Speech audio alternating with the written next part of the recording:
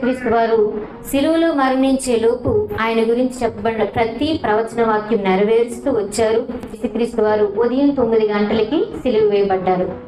ఉదయం 9 నుంచి మధ్యాహ్నం 3 గంటల వరకు ఆయన సిలువలో వేలాడుతూ ఉన్నారు. అయితే మరి ఆయన సిలువలో వేలాడుతూ ఉన్నప్పుడు మధ్యాహ్నం ఇంచుమించు 12 గంటల నుంచి 3 గంటల మధ్యలో చీకటి కమ్ముకుంది. మనం ముందే చదువుకున్నాం, ఇంచుమించు 3 గంటలప్పుడు చీకటి కమ్ముకుంది అని.